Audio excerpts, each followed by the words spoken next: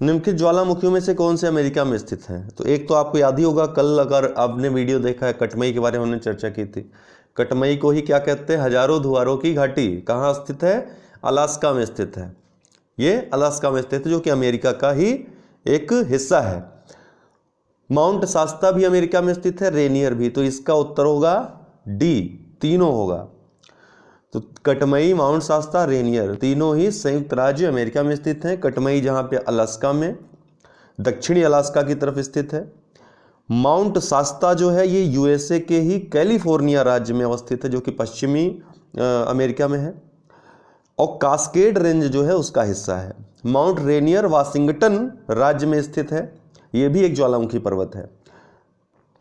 उत्तरी अमेरिका ये प्रमुख ज्वालामुखी हैं पूरे विश्व के, जिसमें हम उत्तरी अमेरिका का देख रहे हैं। तो ये अलास्का में कटमई है, ठीक है। यूएसए में माउंट रेनियर, और यहाँ पे कास्केड रेंज है। यही कास्केड रेंज में ही माउंट शास्ता स्थित है, कैलिफोर्निया राज्य में अमेरिका के, ठीक है ना। तो इसका उत्तर होगा डी, तीनों। भारत की निम्नलिखित झीलों में से कौन सी एक झील जम्मू एवं कश्मीर में स्थित है? तो फुलहर झील तो उत्तर प्रदेश में स्थित है, आपको मालूम होगा, उत्तर प्रदेश की एकमात्र जो है प्रसिद्ध झील है ये। और ये झील प्रसिद्ध क्यों है फुलहर? क्योंकि यहीं से गोमती नदी का उद्गम है। गोमती नदी जो निकलती है, जो कि लखनऊ जैसे बड़े शहर में बहती है, तो उसका उद्गम फुलहर झील से ही है। फुलहर झील दरअसल स्थित कहाँ है? तो ये पीलीभीत में स्थित है फुलहर झील, ठीक है। यहीं से गोमती नदी निकलती है। कोलेरू झील तो आंध्र प्रदेश में स्थित है, ये आंध्र प्रदेश की झील है, मीठे पानी की झील है। हमीरसर झील ये गुजरात में स्थित है। तो अंचार झील बचा, यही जो है जम्मू कश्मीर में स्थित है। कई बार पूछा जा चुका है कि अंचार झील स्थित कहाँ है, ऐसा भी प्रश्न आया है। तो जम्मू कश्मीर में। सही सुमेलित है, ये भी झीलें हैं और किन राज्यों से संबंधित है पूछा है। तो सही सुमेलित है पूछा, कौन सा इसमें से सही सुमेलित है। अभी हमने ऊपर वाले ही प्रश्न में चर्चा किया, तो कोलेरू झील जो है आंध्र प्रदेश में स्थित है, ठीक है। लोकटक ये मेघालय में स्थित नहीं है, मणिपुर में स्थित है। मणिपुर राज्य जो कि पूर्वोत्तर भारत में, यह मीठे पानी की पूर्वोत्तर राज्यों की सबसे बड़ी झील है। इसी झील में केबुल लामजाओ नामक एक तैरता हुआ राष्ट्रीय पार्क है, याद रखिएगा। लोकटक झील में ही केबुल लामजाओ नामक एक तैरता हुआ राष्ट्रीय पार्क, नेशनल पार्क है। वेम्बनाड जो है ये केरल में स्थित है, यह एक रामसर झील है, रामसर स्थल है, ठीक है। कोलेरू हमने आपको बताया ये अब आंध्र प्रदेश में स्थित है। अष्टमुडी जो है कर्नाटक में स्थित नहीं है, ये भी केरल राज्य में है। और इसको 8 भुजाओं वाली झील भी कहते हैं। क्या कहते हैं अष्टमुडी को? 8 भुजाओं वाली, इसीलिए इसका नाम अष्टमुडी, अष्ट मतलब 8, तो 8 भुजाओं वाली झील यही है। तो आर्य शब्द का एक श्रेष्ठ जाति के रूप में प्रयोग सर्वप्रथम किसने किया था? आर्य शब्द का एक श्रेष्ठ जाति के रूप में प्रयोग सर्वप्रथम मैक्स मूलर ने किया था। इसके अलावा ये आप रट लीजिएगा कि किसने आर्यों के आदि स्थल को कहां माना था। तो डॉक्टर अविनाश चंद्र और डॉक्टर संपूर्णानंद ने सप्त सैंधव क्षेत्र को आर्यों का मूल स्थान माना था। पंडित गंगानाथ ने ब्रह्मर्षि देश को, डॉक्टर राजवली पांडे ने मध्य देश को, LD कल्ला ने कश्मीर का बताया था आर्यों को, DS त्रिवेदी ने देविका प्रदेश मुल्तान को बताया था, बाल गंगाधर तिलक बहुत महत्वपूर्ण है, इन्होंने उत्तरी ध्रुवीय प्रदेश जो है उसको माना था आर्यों का मूल स्थान। P गाइस ने हंगरी यूरोप डेन्यूब नदी की घाटी को माना था। नेहरिंग गार्डन चाइल्ड्स ने दक्षिणी रूस को माना था। पेंका ने जर्मनी को माना था आर्यों का मूल स्थान। फिलिप्पो सेरेस्टी सर विलियम जोन्स ने यूरोप को माना था।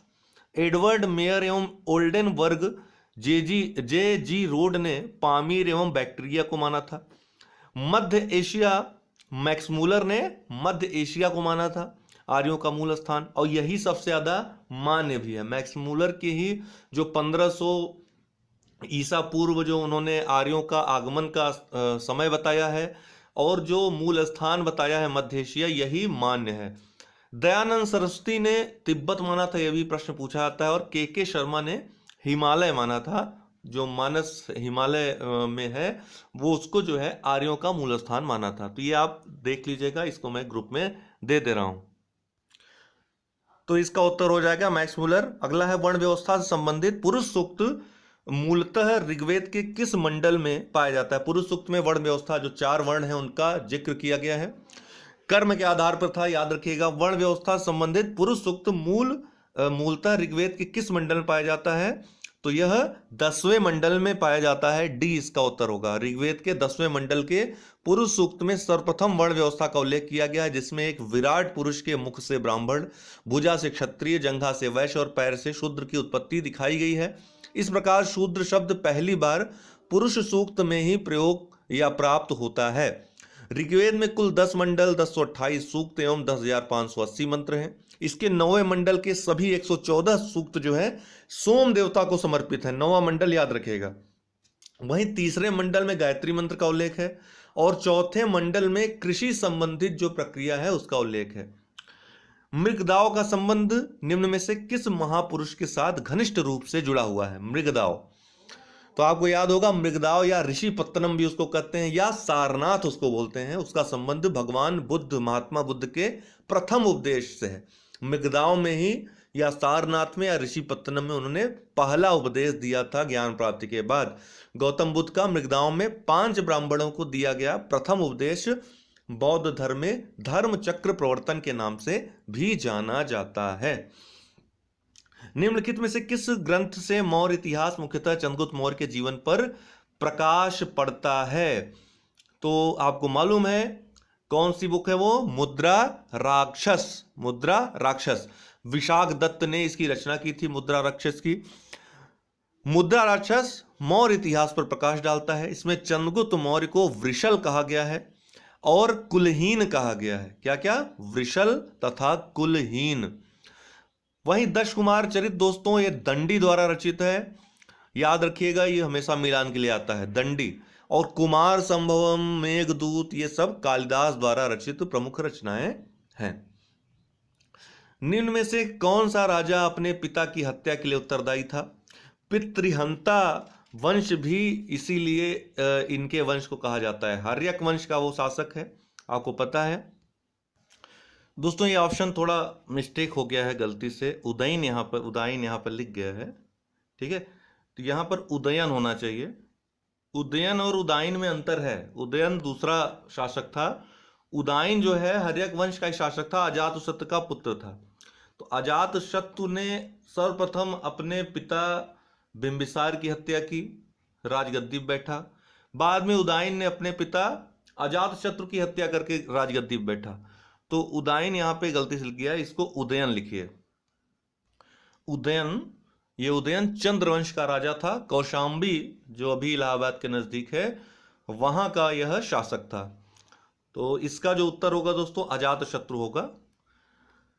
सर्वप्रथम भारत में, इसको मैं सही करके ही ग्रुप में दूंगा, सर्वप्रथम भारत में स्वर्ण सिक्के जारी करने का श्रेय दिया जाता है। सर्वप्रथम भारत में स्वर्ण सिक्के जारी करने का श्रेय किसे दिया जाता है? तो हिंद यूनानियों को, हिंदू यमनों को, ठीक है। सबसे पहले इन्हों यही जो है स्वर्ण सिक्के जारी किए थे भारत में। तो भारत में सर्वप्रथम स्वर्ण सिक्के जारी करने का श्रेय हिंद यमन शासक, और शासक कौन था वो? मिनांडर। मिनांडर लगभग 150 ईसा पूर्व के आसपास उन्होंने स्वर्ण सिक्के जारी किए थे। वहीं इंडो ग्रीक शासकों द्वारा चलाए गए स्वर्ण सिक्कों को स्टेटर कहा जाता था, जो 133 ग्रेन के थे। इंडो ग्रीक शासकों ने सोने, चांदी तथा तांबे के सिक्के भी चलाए थे। इन्हीं शासकों द्वारा भारत में सर्वप्रथम लेख युक्त तथा रूप चित्रात्मक सिक्के जारी किए गए थे। Indo Greek, Hind Yemen. वहीं पूछा जाता है कि सबसे ज्यादा शुद्ध सोने के सिक्के किसने चलाए? तो कुषाणों ने। और सर्वाधिक मात्रा में स्वर्ण सिक्के किसने जारी किए? तो गुप्तों ने। यह भी याद रखिएगा। अश्वघोष समकालीन था, हमने आपको बताया भी है, एक आपको ट्रिक भी बताई थी, वो ट्रिक फिर से याद कर लीजिए। पास अब नाच महाचेत, लेकिन मैं ज्यादा नहीं बताऊं क्योंकि आप लोगों को याद रहना चाहिए। मैंने एक वीडियो में बताया था पास अब नाच महाचेत। इसका उत्तर कौन होगा? कनिष्क। कनिष्क ये सभी समकालीन थे जो पास अब नाच महाचेत में आते हैं। पांड्य राजवंश का सबसे प्रसिद्ध शासक कौन था? जो पांड्य राजवंश था उसका सबसे प्रसिद्ध शासक कौन था? तो नेडुजेलियन। कौन? नेडुजेलियन। यह पांड्य राजवंश का सबसे प्रसिद्ध शासक था। यूपी ट्रिपल एससी के लोअर के एग्जाम में पूछा गया था प्रश्न, लेकिन अच्छा प्रश्न था इसलिए हमने शामिल कर लिया। ठीक है, नेडू जेलियन। पांड्य राज्य संगम साहित्य के जो 3 राज्य थे, चोल, चेर, पांड्य, उनमें से एक है। पांड्य राज्य भारतीय प्रायद्वीप के सुदूर दक्षिण और दक्षिण पूर्वी भाग में स्थित था, जिसका जो ज्यादातर हिस्सा है दोस्तों तमिलनाडु में स्थित है। पांड्य वंश का जो प्रथम शासक था नेडियोन था, जिसका अर्थ होता है लंबे कद वाला। इसने समुद्र की पूजा प्रारंभ करवाई थी। नेडुजेलियन पांड्य वंश का सबसे प्रसिद्ध शासक था। इसके समय का प्रसिद्ध युद्ध तलैया लंगानम का युद्ध था। वहीं लाल गुट्टावंशेन जो आप देख रहे हैं, लाल गुट्टावंशेन चेर वंश का यह सबसे प्रतापी शासक था। चेर राज्य में पत्नी पूजा प्रारंभ करने का श्रेय इसी शासक को जाता है, लाल गुट्टवंशेन को। यह चेर वंश का सबसे प्रतापी शासक था। चालुक्य शासकों को शासन काल में किस यात्री के यात्रा वृत्तांत द्वारा भारत चीन संबंधों का विवरण प्राप्त होता है? मा त्वान लीन, याद रखिएगा, मा त्वान लीन। चालुक्य शासकों को के शासनकाल में किस यात्री के यात्रा वृत्तांत द्वारा भारत चीन संबंधों का विवरण प्राप्त होता है? मा त्वान लीन। चालुक्यों के शासनकाल में चीन एवं भारत के संबंधों का विस्तृत विवरण इसके द्वारा, ये चीनी यात्री था, इसके द्वारा किया गया था। चालुक्यों की राजधानी जो थी दोस्तों बादामी थी। इनका शासनकाल मुख्यतः दक्षिण भारत में केंद्रित था। पुलकेशिन द्वितीय चालुक्य वंश का सबसे प्रतापी शासक था। निम्न में से किस सुल्तान के समय वजीर का पद अपने चरमोत्कर्ष पर पहुंच गया था? किस सुल्तान के समय वजीर का पद अपने सर्वोत्तम स्थान पर पहुंच गया था? तो एफएसटी फिरोज शाह तुगलक के समय में। सी इसका उत्तर होगा, फिरोज शाह तुगलक। वजीर का पद सुल्तान फिरोज शाह तुगलक के समय में अपने चरमोत्कर्ष पर पहुंच गया था। तुगलक काल भारतीय वजारत का स्वर्ण काल था, जबकि बलबन का काल इसका सबसे निम्न काल था। बलबन के काल में वजीरों की सबसे निम्न स्थिति थी। वजीर शासन व्यवस्था का प्रमुख होने के साथ साथ राजस्व का भी प्रमुख अधिकारी होता था। फिरोज शाह तुगलक ने अपना वजीर खाने जहां मकबूल को नियुक्त किया था। सल्तनत काल में फवाजिल से तात्पर्य था। देखिए इस तरह के बहुत सारे प्रश्न पूछते हैं पीसीएस में। तो फवाजिल सल्तनत काल में किसे कहा जाता था, क्या तात्पर्य था? तो फवाजिल का तात्पर्य दोस्तों खजाने में जमा राशि, उसको फवाजिल कहा जाता था। खजाने में जमा राशि। सल्तनत काल में वेतन के रूप में अधिकारियों को प्राप्त होने वाली भूमि को इक्ता कहा जाता था, और भूमि प्राप्तकर्ता अधिकारी इक्ताहार कहलाता था। और इक्ता भूमि से जो प्राप्त होता था लगान की राशि, वह इक्तादार अपना वेतन तथा अपनी सेना का खर्च निकालकर जो शेष राशि बचती थी केंद्रीय कोष में जमा कर देता था, राज्य कोष में जमा कर देता था। इसी शेष राशि को फवाजिल कहा जाता था। निम्न में से किस सुल्तान ने सुल्तान की उपाधि के पूर्व हजरते आला की उपाधि धारण की थी? अर्थात सुल्तान बनने के पूर्व हजरते आला की उपाधि धारण की निम्न में से किस सुल्तान ने? तो दोस्तों शेर शाह सूरी ने सुल्तान बनने के पूर्व हजरते आला की उपाधि धारण की थी। इसका अन्य नाम शेर खां, हजरते आला के अलावा सुल्ताने अदल आदि इसने उपाधियां जो है ग्रहण की थी। शेर शाह सूरी के बचपन का नाम फरीद था। एक शेर को वह मार देता है जिसके कारण इसका नाम शेर खां पड़ जाता है। शेर शाह सूरी का जो मकबरा है वो सासाराम बिहार में स्थित है। भारतीय इतिहास में सूफीवाद के संदर्भ जितने शेर शाह सूरी और हुमायूं की जो लड़ाइयाँ हुई वो हम आपको बाद में बताएंगे, उसका ट्रिक भी बता देंगे, याद रखिएगा पूछता है। भारतीय इतिहास में सूफीवाद के संदर्भ में निम्नलिखित कथनों पर विचार कीजिए। सूफीवाद, तो शेख अहमद सरहिंदी इब्राहिम लोदी का समकालीन था, यह गलत है दोस्तों। आपको याद होगा शेख अहमद सरहिंदी ये गुरु था किसका? जहांगीर का। तो ये जहांगीर और अकबर का समकालीन था शेख अहमद सरहिंदी। ठीक, तो पहला गलत है। शेख नसीरुद्दीन चिरागे दिल्ली शेख निजामुद्दीन औलिया का शिष्य था, यह बिल्कुल सही है। जो शेख नसीरुद्दीन चिरागे दिल्ली थे, ये शेख निजामुद्दीन औलिया के शिष्य थे। अगला है औरंगजेब शेख सलीम चिश्ती का समकालीन था। यह भी गलत है, क्योंकि आप जानते हैं शेख सलीम चिश्ती यह अकबर के गुरु थे। इन्हीं के नाम पर उनके बेटे का नाम सलीम रखा था, जहांगीर का नाम सलीम रखा था अकबर ने। तो शेख सलीम चिश्ती का समकालीन अकबर था, औरंगजेब नहीं था। भारत में सूफियों की कादरी पद्धति सबसे पहले शेख नियामतुल्लाह एवं मखदूम मोहम्मद जिलानी द्वारा लागू की गई थी। बिल्कुल सही है। तो इसका 2 एवं 4 यह कथन सही है, बाकी दोनों गलत है। विधवा पुनर्विवाह अधिनियम निम्न में से किस गवर्नर जनरल के शासन काल में प्रस्तावित किया गया था? तो आपको पता है 1856 में यह अधिनियम आया था। तो इस समय कौन था वायसराय भारत का? कौन था गवर्नर जनरल? Lord Canning. तो लॉर्ड कैनिंग के समय में प्रस्तावित किया गया था। ए इसका उत्तर होगा। और ईश्वरचंद्र विद्यासागर ने प्रयास किया था इसके लिए। विधवाओं के कल्याण के लिए पश्चिम भारत में विष्णु शास्त्री और धोंदो केशव कर्वे जैसे अन्य नेता भी जुड़े थे। ये पश्चिम भारत में थे। 1893 ईस्वी में धोंदो केशव कर्वे ने एक विधवा ब्राह्मणी से विवाह किया और 1899 ईस्वी में पूना में विधवा आश्रम की स्थापना की। तो पूछा भी गया था प्रश्न में कि पूना में एक विधवा आश्रम की स्थापना किसने की थी? तो धोंदो केशव कर्वे ने, D.K. कर्वे ने।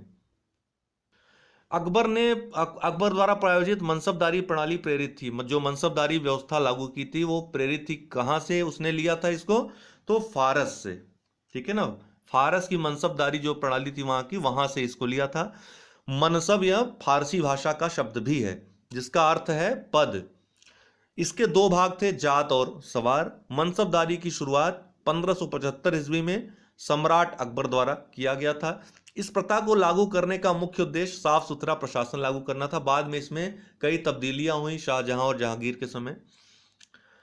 सूची फर्स्ट को सूची सेकंड से मिलान करना है। ये शासक हैं, उनका मकबरा कहां पर स्थित है ये आपको बताना है। तो बाबर का मकबरा कहां है? काबुल में है। हुमायूं का दिल्ली में है। अकबर का मकबरा सिकंदरा में है। जहांगीर का लाहौर में है।